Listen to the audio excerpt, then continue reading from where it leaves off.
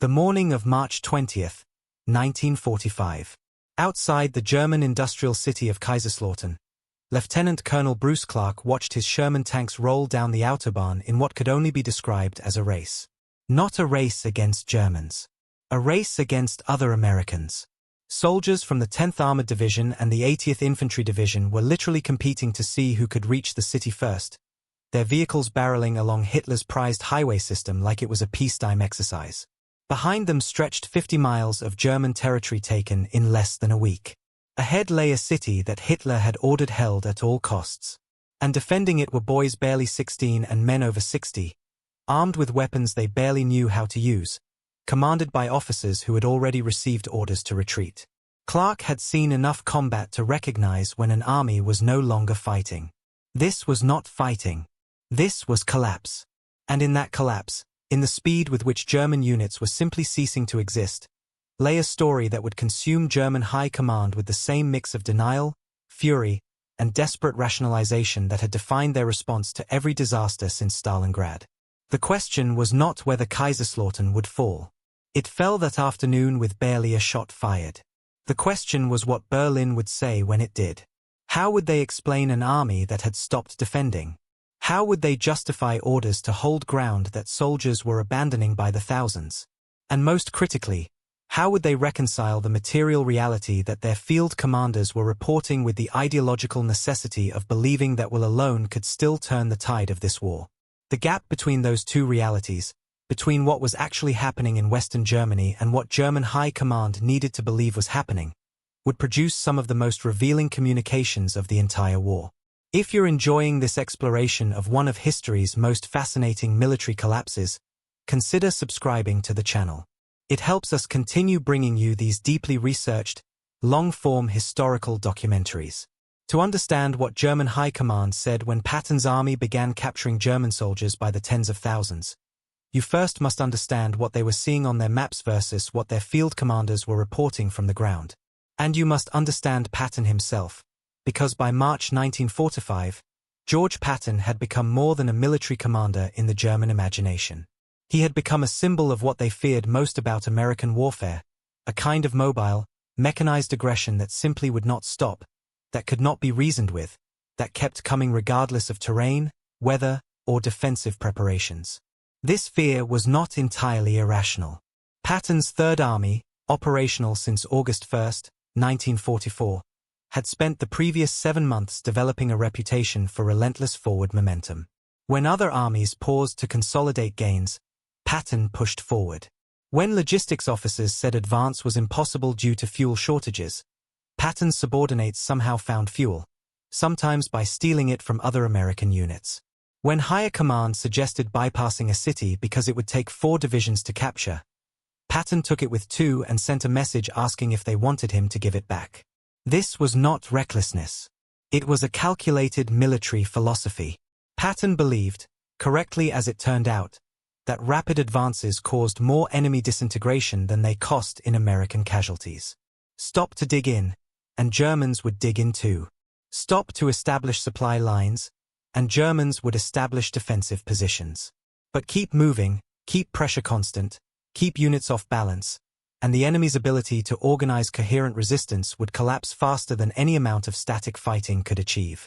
By March 1945, this philosophy had produced results that spoke for themselves. Since becoming operational in Normandy, the Third Army had advanced across France, broken the German counterattack at the Battle of the Bulge, crossed into Germany proper, and was now driving toward the Rhine with such speed that Supreme Headquarters was struggling to keep track of where Patton's forward elements actually were on any given day. The German response to this kind of warfare had evolved through predictable stages. First, there had been tactical adjustment. Reinforce the sectors where Patton was advancing. Shift reserves to block his likely axes of attack. Standard military response to a localized threat. Then there had been strategic concern. Patton was not just advancing in one sector. His entire army was a moving crisis, attacking on multiple axes simultaneously, forcing Germans to defend everywhere because they could not predict where the main blow would fall. Finally, there had been what could only be called psychological fixation.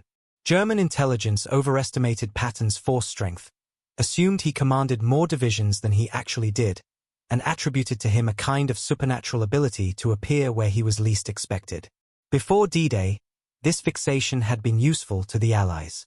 Patton had been placed in command of a fictitious First Army Group, supposedly preparing to invade at Pas-de-Calais. German High Command had believed it completely, had kept divisions waiting for Patton's landing even after other American forces were already ashore at Normandy. They feared Patton more than they feared other American commanders, and that fear made them see threats where none existed. But by March 1945, this fixation had taken on a different character. Patton was no longer a phantom threat.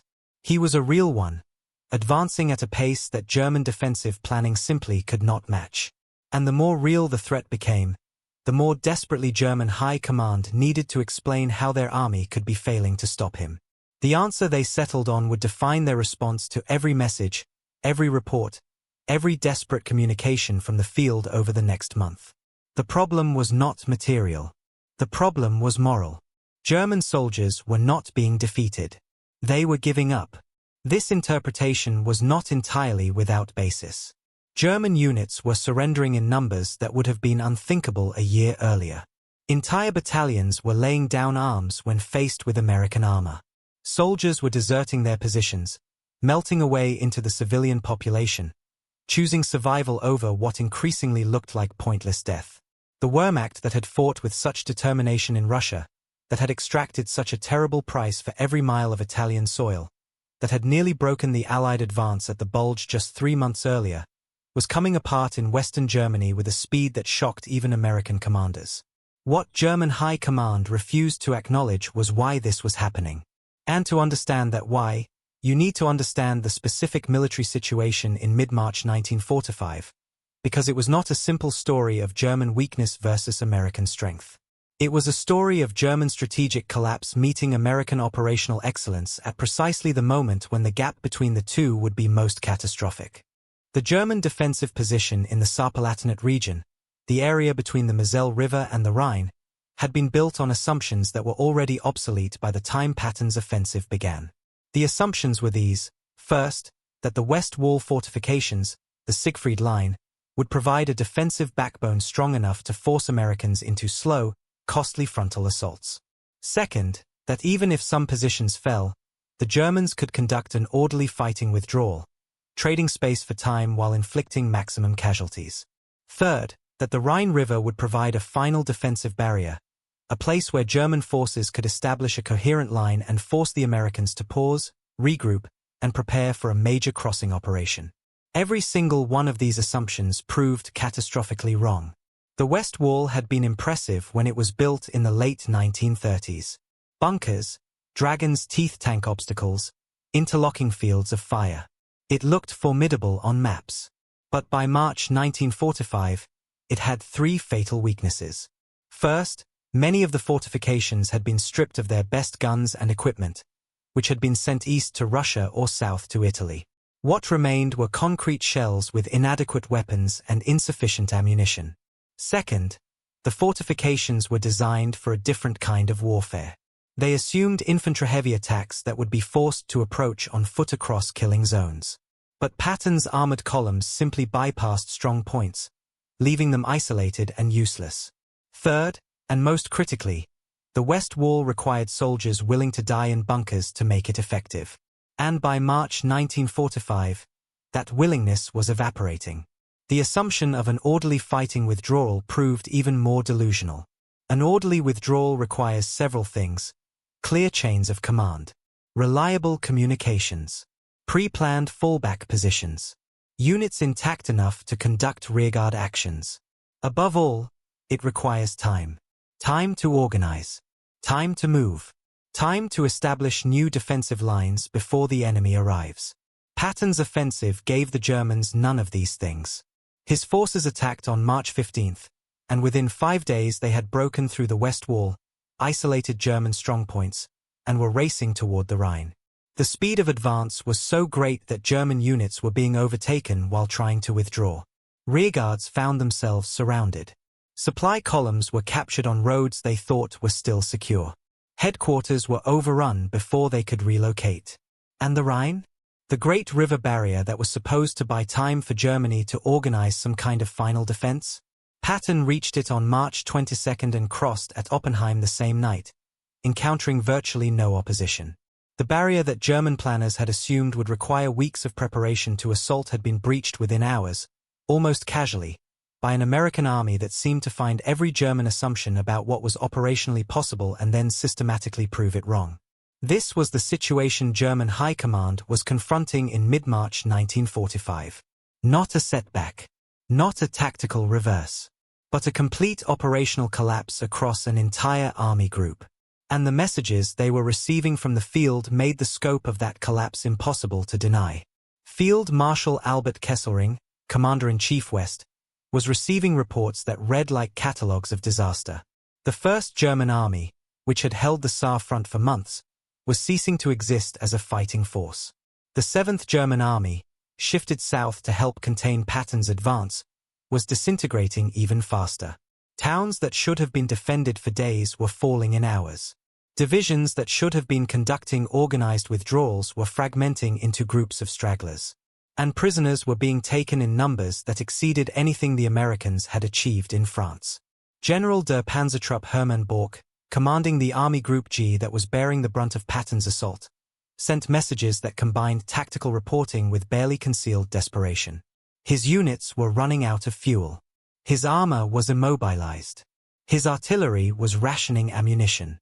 His infantry was under strength, undertrained, and increasingly unwilling to fight. But more than any specific shortage, more than any tactical disadvantage, his messages described something harder to quantify and more dangerous to acknowledge. His army had stopped believing it could win. This was the crisis that German High Command faced. Not the loss of territory. Territory had been lost before and regained. Not even the loss of equipment. Equipment could be replaced, at least in theory. The crisis was that the men doing the fighting had looked at the situation, assessed their chances, and decided that surrender was preferable to death in service of a cause that was clearly lost. This was the truth that field commanders were reporting. And this was the truth that German High Command, from Hitler down through the OKW to field marshals like Kesselring, absolutely could not accept. The reasons for this refusal went far beyond simple stubbornness or denial. They touched on fundamental questions about how the Third Reich conceived of military effectiveness and what role will, determination, and ideological commitment played in achieving victory.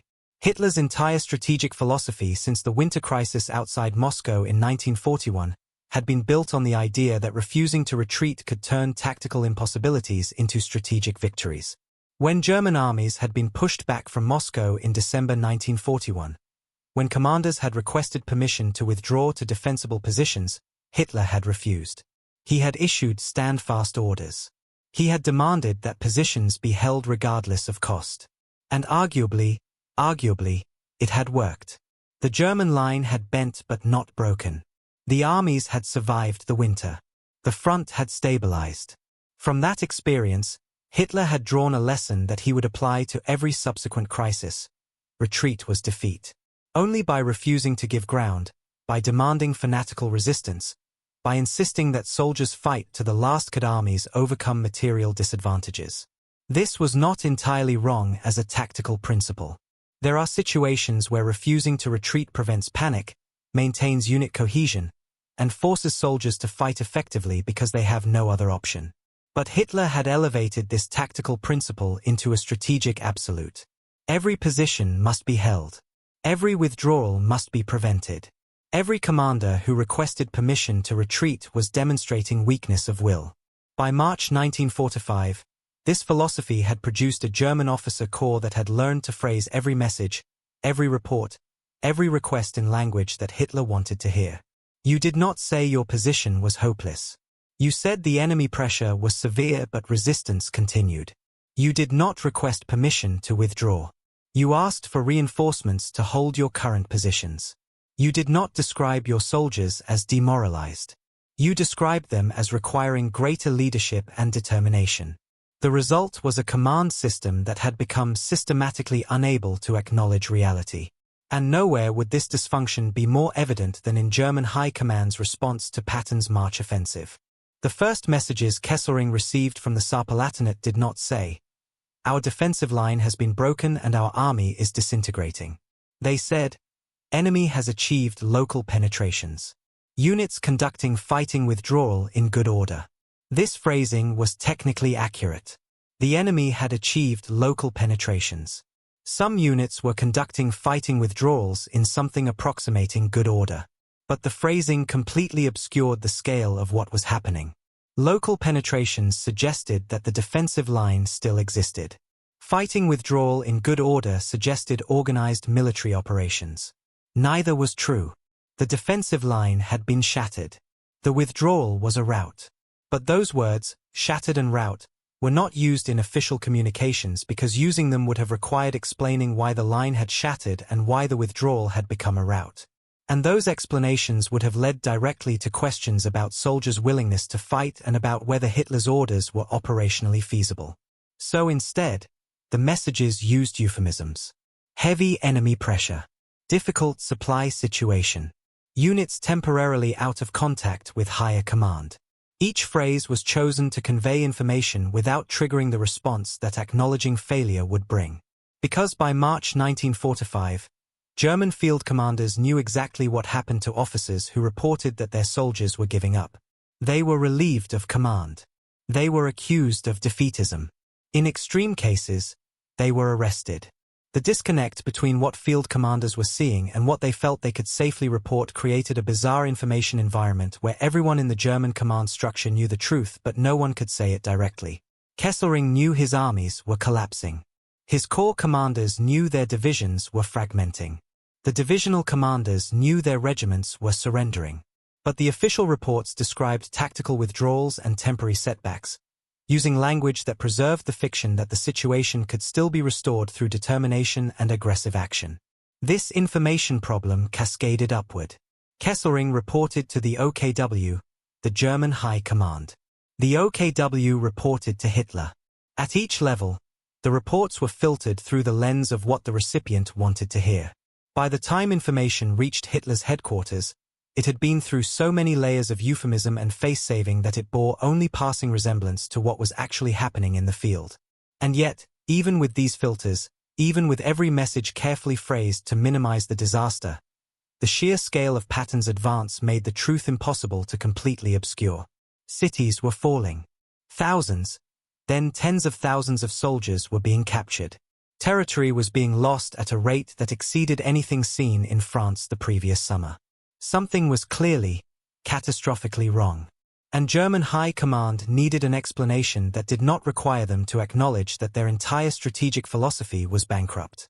The explanation they settled on combined elements of tactical analysis with ideological interpretation in ways that revealed how completely their thinking had departed from military reality. The tactical analysis identified real problems. American material superiority was overwhelming. Artillery ammunition expenditure was 10 times what German units could match. Tank numbers were insurmountable. Air support was constant and devastating. These were facts. American industrial capacity had produced an army that could simply outlast and outfight German forces through sheer weight of resources. But acknowledging material factors alone was not enough. Because if the problem was simply material, if it was just a matter of Americans having more tanks and more shells and more planes, then there was nothing to be done. The war was lost and had been lost from the moment German industry proved unable to match Allied production. That was unacceptable as a conclusion. So the material analysis was combined with a moral one. Yes, Americans had material advantages. But properly led German soldiers, soldiers with sufficient determination and correct ideological commitment, could overcome those advantages. They had done so in Russia. They had done so in Italy. They could do so now, if only they had the will to resist. This framing transformed the question from "Can we stop Patton?" to "Why are our soldiers not fighting hard enough?" And that second question had an answer that German High Command found far more comfortable than the first. Soldiers were not fighting hard enough because their officers were not demanding enough. Units were surrendering because their commanders lacked the determination to hold positions. The army was failing not because the strategic situation was hopeless but because leadership at the tactical level was insufficient. This interpretation had profound implications for how German High Command communicated with their field commanders. Because if the problem was one of will and leadership, then the solution was not different orders or different strategies. The solution was harsher orders and more absolute demands. The messages that began flowing from the OKW to field commanders in late March reflected this logic with devastating clarity. Stand-fast orders became more frequent and more explicit. Every position was to be held. Every withdrawal required authorization from higher command, authorization that would not be granted except in extremis. Officers who requested permission to retreat were to be questioned about their commitment. Units that surrendered without orders were to be investigated for defeatism and cowardice. These orders were not tactical guidance.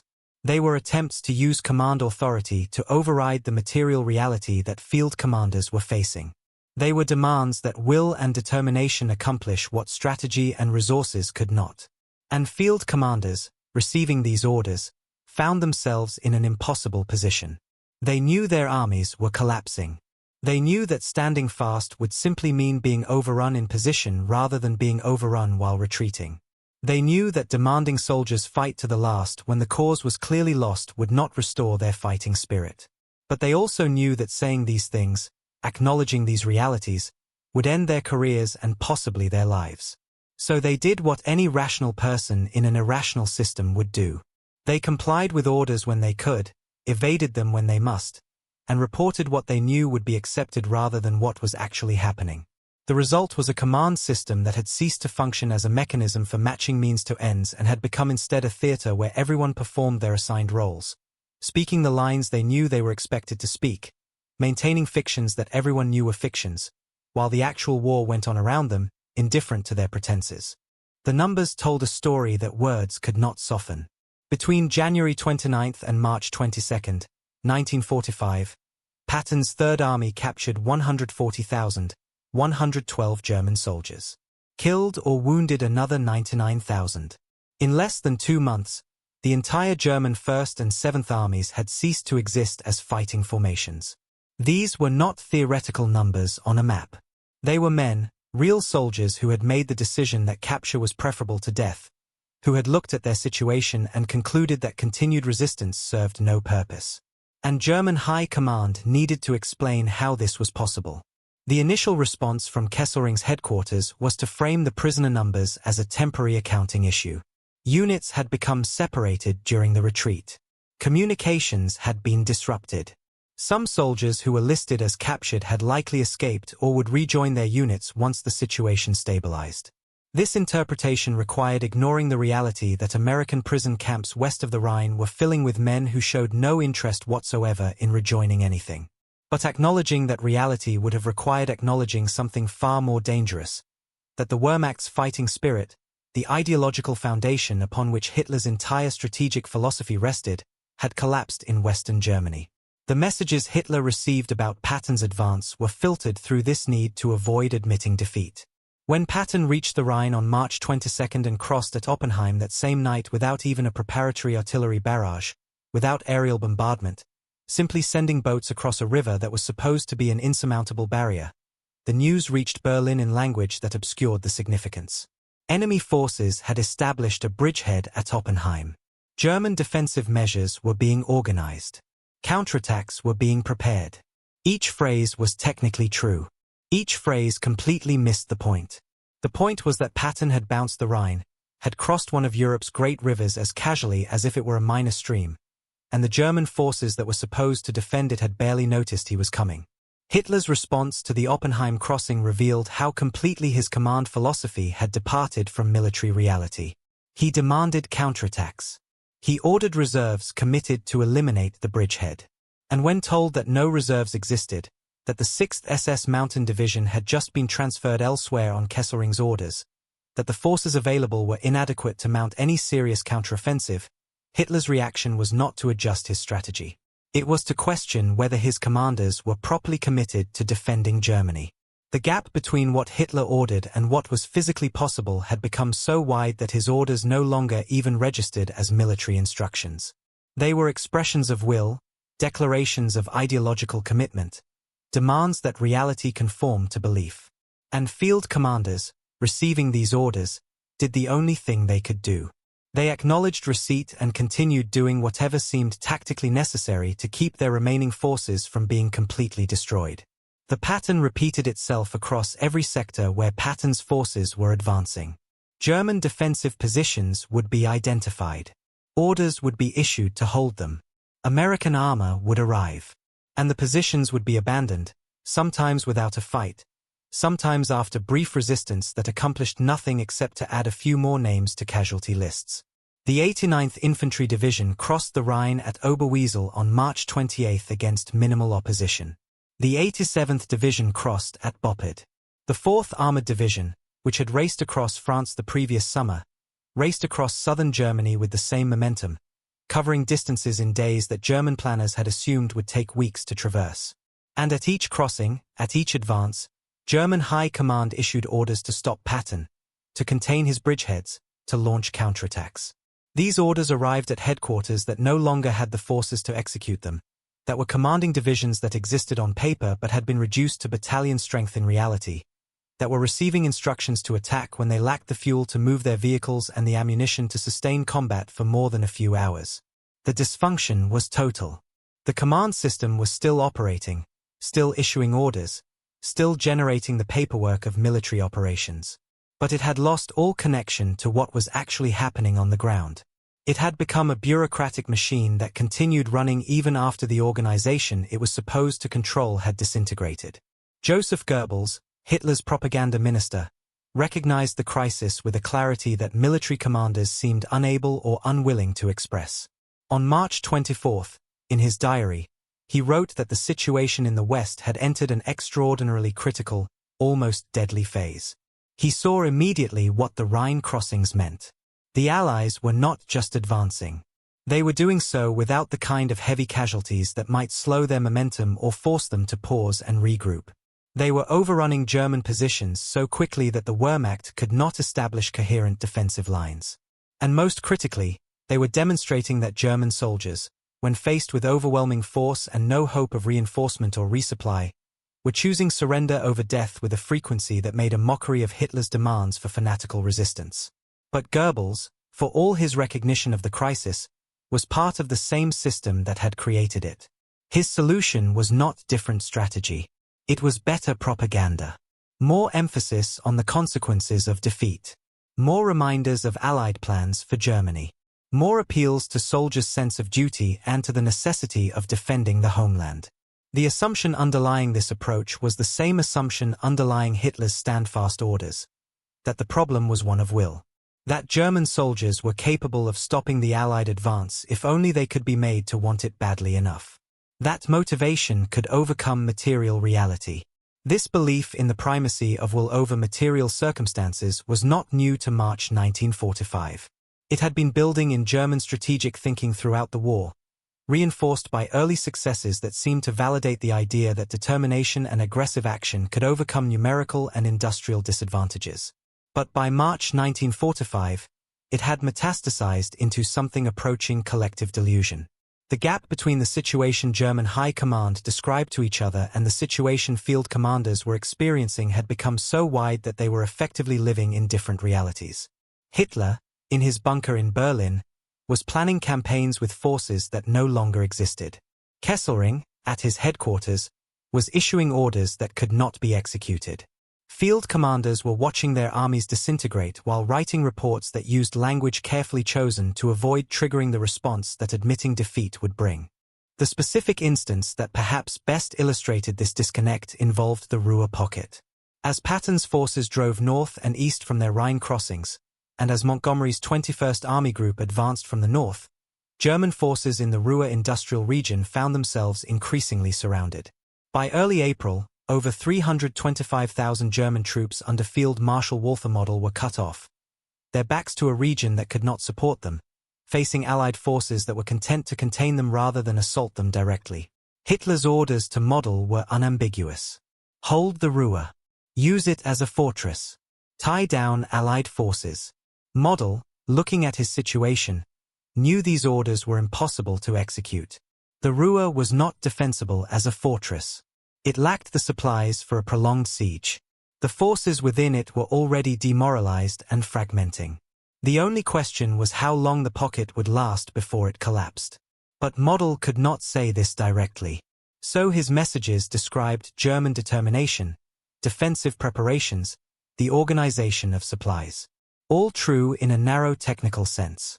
All completely misleading about the actual situation. By mid-April, the Ruhr pocket was dissolving not through Allied assault but through German surrender.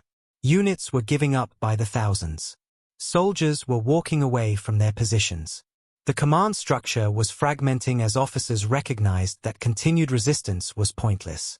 On April 18, Model issued an order that was remarkable for what it acknowledged. He dissolved Army Group B. Not through surrender. Not through capitulation. But through a decree that essentially released every soldier from his military obligations. It was an admission, finally, that the army no longer existed as a fighting force and that pretending otherwise served no purpose. Model himself committed suicide 3 days later, unable to reconcile what had happened with his sense of duty and honor. The Ruhr pocket's collapse was the culmination of a process that had begun with Patton's March offensive. The Third Army's advance had not just captured territory. It had broken the German army's ability to fight coherently in the West. By demonstrating that rapid advances produced German disintegration rather than German resistance, Patton had revealed a fundamental truth that German high command had spent months denying. The Wehrmacht in the West was finished. Not because it lacked brave soldiers or capable commanders. Not because individual units could not fight effectively when properly supported. But because the overall structure, the logistics, the command system, the material resources, all of it had degraded beyond the point where coherent operations were possible. And German high command's response to this reality continued, right up to the end, to be denial. When Model's army group dissolved, Hitler's reaction was to order it to reconstitute itself, to have the two separated halves somehow fight their way back together. When this proved impossible, when the eastern half of the pocket was overrun before the order could even be seriously attempted, Hitler's next order was for General Walther Wenck's 12th Army to drive nearly 200 miles through American-held territory, link up with what remained of Model's forces, and then push all the way back to the Rhine. The fact that the 12th Army was a paper formation with minimal combat power, that the territory it was supposed to traverse was firmly in American hands, that the entire concept was military fantasy, none of this prevented the order from being issued. These final orders, issued in April 1945 as Germany collapsed, were the logical conclusion of a command philosophy that had been evident in German High Command's response to Patton's March offensive. Reality was subordinate to will. Material circumstances were obstacles to be overcome through determination. Defeat was only possible if commanders accepted it, so defeat must never be acknowledged. This philosophy had produced some remarkable tactical successes earlier in the war. German forces had achieved victories through aggressive action when more cautious commanders might have retreated. But by March 1945, it had become a suicide pact. Orders were issued not because they could be executed but because issuing them maintained the fiction that Germany could still win. Reports were written not to convey information but to avoid triggering responses that would be worse than the problems being reported. The entire command system had ceased to function as a mechanism for making strategic decisions and had become instead a theater where everyone pretended that the war could still be won if only soldiers would fight hard enough. The human cost of this pretense was staggering. The prisoners Patton captured in March were men who might have been evacuated earlier if German High Command had acknowledged in February that the western position was untenable. The soldiers who died defending positions in the Saarpalatinate were dying for towns and cities that had no strategic value, whose loss would not have materially changed the outcome of the war. The forces trapped in the Ruhr pocket might have been withdrawn to defensible positions if Model had been permitted to conduct an orderly retreat rather than being ordered to hold until encirclement was complete. At every stage, the gap between what commanders knew and what they felt they could acknowledge resulted in decisions that maximized casualties while accomplishing nothing of strategic value. If you've been following this deep dive into one of the war's most revealing collapses, consider supporting the channel through the like button. These long-form documentaries require extensive research and your engagement helps make them possible. For German field commanders who survived the war, the March 1945 period represented a kind of vindication mixed with profound bitterness. They had been right about what was possible and what was not. Their assessments of American strength, German weakness, the impossibility of holding the Rhine without adequate forces, all of it had been accurate. But their accuracy had been irrelevant. The decisions were being made not on the basis of military reality, but on the basis of ideological necessity. And so they had watched, helpless, as their soldiers were captured or killed in battles that accomplished nothing except to postpone the inevitable by days or weeks. Kesselring, who had replaced Rundstedt as Commander-in-Chief West on March 10, found himself in an impossible position. He had taken command of a front that was already collapsing, with orders to hold positions that could not be held with resources that did not exist. His reputation, earned through defensive success in Italy, had made him seem like the man who could stabilize the situation. But Italy had been different. In Italy, he had possessed defensible terrain, supply lines that functioned adequately, and an enemy who was fighting through difficult conditions that limited Allied advantages in mobility and air power. In Western Germany in March 1945, he had none of these advantages. The terrain favored rapid armored advances. The supply lines had been destroyed by Allied air power. And the enemy was exploiting every German weakness with ruthless efficiency. Yet his orders were to hold, to defend, to counterattack. And when he reported that these orders could not be executed with available forces, the response was not different orders but questions about whether he truly understood the necessity of defending Germany. This was what German High Command said when Patton captured thousands of soldiers across dozens of towns and cities in March 1945. They said hold when withdrawal was necessary. They said counterattack when no forces existed to counterattack with. They said the situation could be restored when restoration was mathematically impossible. They said soldiers must fight to the last when soldiers had already made the entirely rational decision that fighting to the last was pointless. And they kept saying these things, kept issuing these orders, kept demanding these impossibilities, even as every report from the field made clear that the Wehrmacht in the West had ceased to exist as an effective fighting force. The pattern that had emerged during the North African collapse in 1943, that had been visible in the response to Stalingrad, that had characterized German command decision-making throughout the war's final years, reached its apotheosis in the response to Patton's March offensive. The mechanism was fully developed.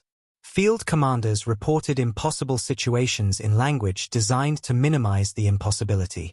High Command received these reports and responded with orders based not on the reported situation, but on what needed to be true for Germany to avoid defeat. Field commanders acknowledged these orders and then did whatever seemed tactically necessary while composing their next report. And at the top of this system, Hitler received information that had been filtered through so many layers of face-saving and euphemism that it bore minimal resemblance to reality.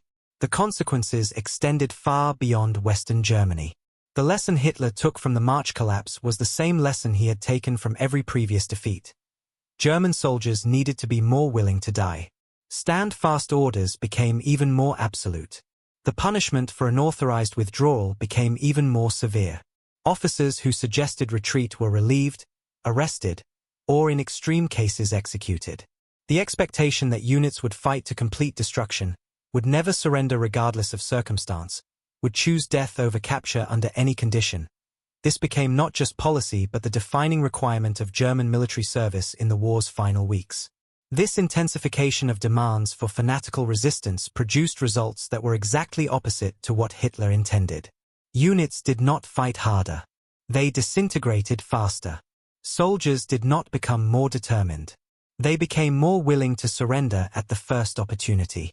Officers did not lead more aggressively. They found ways to avoid combat entirely or arranged for their units to be captured by Americans rather than Soviets. The gap between what Hitler demanded and what was actually happening on the ground continued to widen until the very end, until Soviet forces were literally fighting in Berlin and Hitler was issuing orders for counterattacks by armies that existed only in his imagination. But in March 1945, in the specific context of Patton's offensive, what mattered was what German High Command said and what they refused to say. They said that American advances could be stopped. They refused to say that the war was lost. They said that German soldiers must hold every position. They refused to say that holding was impossible without reinforcements, supplies, and a coherent defensive strategy. They said that counterattacks would restore the situation. They refused to say that no forces existed to counterattack with. The words they used created a fictional narrative in which Germany could still achieve some kind of acceptable outcome if only everyone tried hard enough. And the words they refused to use, the honest assessment of military reality that might have led to different decisions. Those words were forbidden not by explicit order but by the knowledge that speaking them would accomplish nothing except to end careers and possibly lives. This was the ultimate lesson of what German High Command said when Patton captured massive numbers of troops in March 1945. That a command system designed to transmit information and enable decision-making can transform into a system designed to obscure information and prevent decision-making.